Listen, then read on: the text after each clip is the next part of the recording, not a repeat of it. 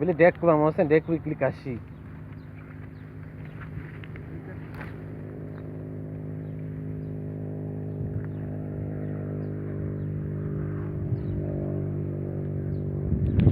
Eda. Kayak ada mobil sini.